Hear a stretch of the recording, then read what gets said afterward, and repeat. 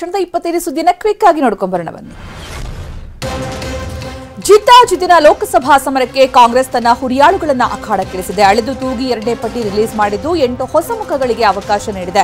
ಸಚಿವರ ಮಕ್ಕಳು ಕುಟುಂಬದವರಿಗೆ ಟಿಕೆಟ್ ನೀಡಲಾಗಿದೆ. ಈ ಅಭ್ಯರ್ಥಿಗಳನ್ನು ಗೆಲ್ಲಿಸಿಕೊಂಡು ಬರುವ ಹೊಣೆ ಸಚಿವರ ಹೆಗಲಿಗೆ ಹಾಕಲಾಗಿದೆ. ಬೆಳಗಾವಿಯಿಂದ ಸಚಿವೆ ಲಕ್ಷ್ಮೀ ಹೆಬ್ಬಾಳ್ಕರ್ ಪುತ್ರ ಮೃಣಾಲ್ ಹೆಬ್ಬಾಳ್ಕರ್ ಟಿಕೆಟ್ ಗಿಟ್ಟಿಸಿಕೊಂಡಿದ್ದಾರೆ. ಇನ್ನು ಚಿಕ್ಕೋಡಿಯಿಂದ ಸತೀಶ್ ಜಾರಕಿಹೊಳಿ ಪುತ್ರಿ ಪ್ರಿಯಾಂಕಾ, ಬಾಗಲಕೋಟೆಯಿಂದ ಸಚಿವ ಶಿವಾನಂದ ಪಾಟೀಲ್ ಪುತ್ರಿ ಸಂಯುಕ್ತ, ಕೊಪ್ಪಳದಿಂದ ರಾಜಶೇಖರ್ ಹಿಟ್ನಾಳ್ಗೆ ಟಿಕೆಟ್ ಸಿಕ್ಕಿದೆ. ಮೈಸೂರಲ್ಲಿ ಬಿಜೆಪಿ ಅಭ್ಯರ್ಥಿ ಯದುವೀರ್ ವಿರುದ್ಧ ಎಂ ಲಕ್ಷ್ಮಣ್ ಅಖಾಡದಲ್ಲಿದ್ದರೆ ಉತ್ತರ ಕನ್ನಡದಿಂದ ಅಂಜಲಿ ನಿಂಬಾಳ್ಕರ್, ಧಾರವಾಡದಿಂದ ಹೊಸ ಮುಖ ವಿನೋದ್ ಅಸೋಟಿಗೆ ಮಣೆ ಹಾಕಲಾಗಿದೆ. ಧಾರವಾಡದಿಂದ ಸಚಿವ ಮಲ್ಲಿಕಾರ್ಜುನ್ ಪತ್ನಿ ಪ್ರಭಾ, ಉಡುಪಿ ಚಿಕ್ಕಮಗಳೂರು ಕ್ಷೇತ್ರದಿಂದ ಜಯಪ್ರಕಾಶ್ ಹೆಗ್ಡೆಗೆ ಕಾಂಗ್ರೆಸ್ ಟಿಕೆಟ್ ನೀಡಿದೆ. ಮೊದಲ ಪಟ್ಟಿಯಲ್ಲಿ 7, ಎರಡನೇ ಪಟ್ಟಿಯಲ್ಲಿ 17, ಒಟ್ಟು 24 ಕ್ಷೇತ್ರಗಳಿಗೆ ಅಭ್ಯರ್ಥಿಗಳನ್ನು ಆಯ್ಕೆ ಮಾಡಿರೋ ಕಾಂಗ್ರೆಸ್ಗೆ 4 ಕ್ಷೇತ್ರಗಳು ಮಾತ್ರ ಕಗ್ಗಂಟಾಗಿವೆ. ಚಾಮರಾಜನಗರ, ಕೋಲಾರ, ಚಿಕ್ಕಬಳ್ಳಾಪುರ ಹಾಗೂ ಬಳ್ಳಾರಿ ಕ್ಷೇತ್ರಗಳು ಮಾತ್ರ ಬಾಕಿ ಉಳಿಕೊಂಡಿವೆ. ಇನ್ನು ಚಾಮರಾಜನಗರದಿಂದ ಸಚಿವ ಎಚ್ ಸಿ ಮಹದೇವಪ್ಪರನ್ನೇ ಕಣಕ್ಕಿಳಿಸೋದಕ್ಕೆ ಸಿಎಂ ಡಿಸಿಎಂ ಭಾರೀ ಪ್ರಯತ್ನ ಮಾಡ್ತಿದ್ದಾರೆ ಎನ್ನಲಾಗಿದೆ.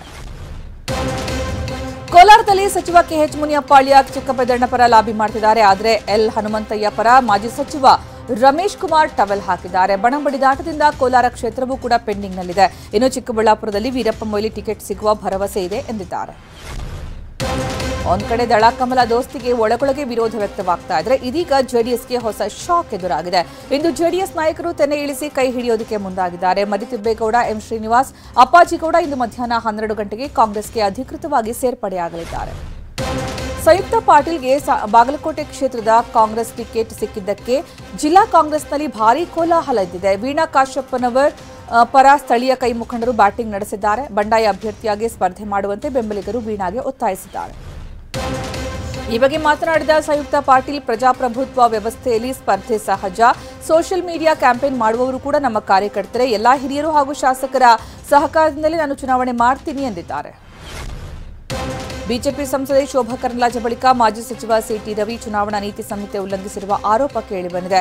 ಸಿಟಿ ರವಿ ರಾಹುಲ್ ಗಾಂಧಿ ವಿರುದ್ಧ ಪೋಸ್ಟ್ ಹಾಕಿದ್ದರು. ಸದ್ಯ ಕ್ರಮ ಕೈಗೊಳ್ಳುವಂತೆ ಮುಖ್ಯ ಚುನಾವಣಾಧಿಕಾರಿ ಸೂಚನೆ ಕೊಟ್ಟಿದ್ದು ಚಿಕ್ಕಮಗಳೂರು ಠಾಣೆಯಲ್ಲಿ ಪ್ರಕರಣ ದಾಖಲಾಗಿದೆ. ರಾಷ್ಟ್ರಾದ್ಯಂತ ಸಂಚಲನ ಮೂಡಿಸಿದ ಅಬಕಾರಿ ನೀತಿ ಹಗರಣದಲ್ಲಿ ದೆಹಲಿ ಸಿಎಂ ಅರವಿಂದ್ ಕೇಜ್ರಿವಾಲ್ ಅರೆಸ್ಟ್ ಆಗಿದ್ದಾರೆ. ಸದ್ಯ ಇಡಿ ಕಚೇರಿಯಲ್ಲೇ ಕೇಜ್ರಿವಾಲ್ ರಾತ್ರಿ ಕಳೆದಿದ್ದು ಆಪ್ ಕಾರ್ಯಕರ್ತರು ರೊಚ್ಚಿಗೆದ್ದಿದ್ದಾರೆ. ಇಡಿ ಕಚೇರಿಗೆ ಭದ್ರತೆ ಒದಗಿಸಲಾಗಿದೆ. ದೆಹಲಿಯ ಜಾರಿ ನಿರ್ದೇಶನಾಲಯದ ಹೆಡ್ ಕ್ವಾರ್ಟರ್ಸ್ನಲ್ಲೇ ಕೇಜ್ರಿವಾಲ್ಗೆ ಮೆಡಿಕಲ್ ಚೆಕ್ಅಪ್ ಮಾಡಲಾಗುತ್ತೆ.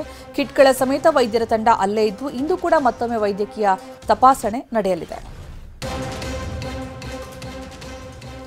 ದೆಹಲಿ ಹೈಕೋರ್ಟ್ ಆದೇಶ ಪ್ರಶ್ನಿಸಿ ಕೇಜ್ರಿವಾಲ್ ಸುಪ್ರೀಂ ಕೋರ್ಟ್ ಮೊರೆ ಹೋಗಿದ್ದಾರೆ. ಅರ್ಜಿಯನ್ನು ತುರ್ತಾಗಿ ವಿಚಾರಣೆ ನಡೆಸುವಂತೆ ಆಮ್ ಆದ್ಮಿ ಪಕ್ಷದ ನಾಯಕರು ಮತ್ತು ವಕೀಲರ ತಂಡ ಮನವಿ ಮಾಡಿತ್ತು. ಅವರ ಅರ್ಜಿಯನ್ನು ಇಂದು ವಿಚಾರಣೆಗೆ ಕೈಗೆತ್ತಿಕೊಳ್ಳುವ ಸಾಧ್ಯತೆ ಇದೆ.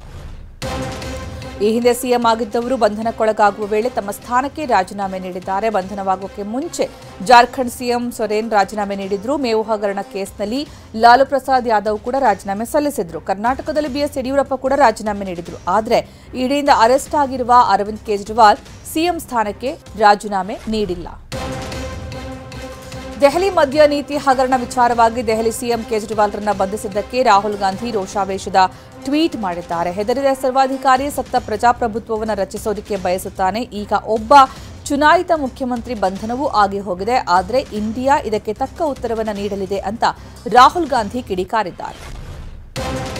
ದೆಹಲಿ ಸಿಎಂ ಅರವಿಂದ್ ಕೇಜ್ರಿವಾಲ್ ಬಂಧನವನ್ನು ಡಿಸಿಎಂ ಡಿಕೆ ಶಿವಕುಮಾರ್ ಖಂಡಿಸಿದ್ದಾರೆ. ಒಬ್ಬ ಸಿಟ್ಟಿಂಗ್ ಚೀಫ್ ಮಿನಿಸ್ಟರ್ ಅರೆಸ್ಟ್ ಮಾಡಿದ ತಪ್ಪು ಅಲ್ಲದೆ ಇದು ಇದೆಲ್ಲದರ ವಿಚಾರವಾಗಿ ನಾನು ಮತ್ತೆ ಸಿಎಂ ಮಧ್ಯಾಹ್ನ 12 ಗಂಟೆಗೆ ಸುದ್ದಿಗೋಷ್ಠಿ ಕರೆದಿದ್ದೀವಿ ಅಂತ ಹೇಳಿದರು. ಲೋಕಸಭೆ ಚುನಾವಣೆಗೆ ತಮಿಳುನಾಡಿನ 9 ಅಭ್ಯರ್ಥಿಗಳ ಹೆಸರುಗಳನ್ನು ಬಿಜೆಪಿ ಘೋಷಣೆ ಮಾಡಿದೆ. ತಮಿಳುನಾಡು ಬಿಜೆಪಿ ಅಧ್ಯಕ್ಷ ಕೆ ಅಣ್ಣಾಮಲೈ ಅವರು ಕೊಯಮತ್ತೂರಿನಿಂದ ಲೋಕಸಭೆ ಚುನಾವಣೆಗೆ ಸ್ಪರ್ಧಿಸುತ್ತಿದ್ದಾರೆ. ತಮಿಳುನಾಡು ರಾಜ್ಯಪಾಲರು ಸುಪ್ರೀಂ ಕೋರ್ಟ್ ಆದೇಶವನ್ನು ಧಿಕ್ಕರಿಸ್ತಾ ಇದ್ದಾರೆ ಅಂತ ಸಿಜೆ ಡಿವೈ ಚಂದ್ರಚೂಡ್ ಚಾಟಿ ಬೀಸಿದ್ದಾರೆ. ಅಲ್ಲದೆ ರಾಜ್ಯಪಾಲರು ಸಂವಿಧಾನವನ್ನ ಪಾಲಿಸದೇ ಇದ್ರೆ ಸರ್ಕಾರ ಏನ್ ಮಾಡ್ತಾ ಇದೆ ಅಂತ ಕೇಂದ್ರ ಸರ್ಕಾರವನ್ನು ಪ್ರಶ್ನಿಸಿದ್ದಾರೆ. ಪೊನ್ಮುಡಿಯವರನ್ನ ಮರಳಿ ಸಂಪುಟಕ್ಕೆ ಸೇರಿಸಿಕೊಳ್ಳುವುದಕ್ಕೆ ವಿರೋಧಿಸ್ತಾ ಇರುವ ರಾಜ್ಯಪಾಲರ ನಡೆಗೆ ಸಿಜೆ ಗರಂ ಆದರು. ಸುಪ್ರೀಂ ಕೋರ್ಟ್ನ ಖಡಕ್ ಸೂಚನೆ ಬಳಿಕ ಸ್ಟೇಟ್ ಬ್ಯಾಂಕ್ ಆಫ್ ಇಂಡಿಯಾ ಚುನಾವಣಾ ಬಾಂಡ್ಗಳ ಸಂಪೂರ್ಣ ಡೇಟಾವನ್ನು ಚುನಾವಣಾ ಆಯೋಗಕ್ಕೆ ಹಸ್ತಾಂತರಿಸಿದೆ. ಈಗ ಈ ಡೇಟಾವನ್ನು ಚುನಾವಣಾ ಆಯೋಗವು ತನ್ನ ಅಧಿಕೃತ ವೆಬ್ಸೈಟ್ನಲ್ಲಿ ಅಪ್ಲೋಡ್ ಮಾಡಲಿದೆ. ಇಂದಿನಿಂದ ಐಪಿಎಲ್ ಹಬ್ಬ ಶುರುವಾಗ್ತಾ ಇದ್ದು ಆರಂಭದ ದಿನವೇ ಹೈ ವೋಲ್ಟೇಜ್ ಪಂದ್ಯ ಕ್ರೀಡಾಭಿಮಾನಿಗಳ ಕಿಕ್ ಹೆಚ್ಚಿಸಲಿದೆ. ಆರ್ಸಿಬಿ ಮತ್ತು ಚೆನ್ನೈ ತಂಡಗಳ ಕಾಳಗ ಇಡೀ ಟೂರ್ನಿಯ ಕಿಚ್ಚನ್ನೇ ದುಪ್ಪಟ್ಟು ಮಾಡುತ್ತೆ. ಚೆನ್ನೈನಲ್ಲಿ ನಡೆದಿರುವಂತಹ ಪಂದ್ಯದಲ್ಲಿ ಧೋನಿ ಮತ್ತು ಕೊಹ್ಲಿ ಮೇಲೆ ಎಲ್ಲರ ಕಣ್ಣಿದೆ. ಧೋನಿ ಕ್ಯಾಪ್ಟನ್ಸಿಯಿಂದ ಕೆಳಗಿಳಿತಾ ಇದ್ದಂತೆ ಆರ್ಸಿಬಿ ನಾಯಕ ಫ್ಲಾಪ್ ಡುಪ್ಲೆಸಿಸ್ ಧೋನಿ ಜೊತೆಗೆ ಸಮಯ ಕಳೆದಿದ್ದಾರೆ. ಚೆನ್ನೈನ ಚೆಪಾಕ್ ಸ್ಟೇಡಿಯಂನಲ್ಲಿ ಅಭ್ಯಾಸ ಪಂದ್ಯದ ವೇಳೆ ಕೈ ಹಿಡಿದು ಗಮನ ಸೆಳೆದಿದ್ದಾರೆ. ಐಪಿಎಲ್ ಆರಂಭಕ್ಕೂ ಮುನ್ನ ಅಯೋಧ್ಯೆ ಶ್ರೀರಾಮ ಮಂದಿರ ದೇವಸ್ಥಾನಕ್ಕೆ ಇಡೀ ಲಕ್ನೋ ತಂಡ ಭೇಟಿ ಕೊಟ್ಟಿದೆ. ಶ್ರೀರಾಮನಿಗೆ ವಿಶೇಷ ಪೂಜೆ ಸಲ್ಲಿಸಿ ಕೈ ಮುಗಿದ ಆಟಗಾರರು ಪ್ರಾರ್ಥಿಸಿದ ದೃಶ್ಯ ವೈರಲ್ ಆಗಿದೆ. ತಮ್ಮ ಹೊಸ ಹಾಗೂ ಸೂಪರ್ ಹೇರ್ ಸ್ಟೈಲ್ನಲ್ಲಿ ಎಂಎಸ್ ಧೋನಿ ಫೋಟೋ ಶೂಟ್ ಮಾಡಿಸಿದ್ದಾರೆ. ಉದ್ದನೆಯ ಕೂದಲು ಬಿಟ್ಟಿರುವ 42 ವರ್ಷದ ಧೋನಿ ಹೀರೋನಂತೆ ಮಿಂಚಿ ಯುವಕರು ನಾಚುವಂತೆ ಪೋಸ್ ಕೊಟ್ಟಿದ್ದಾರೆ.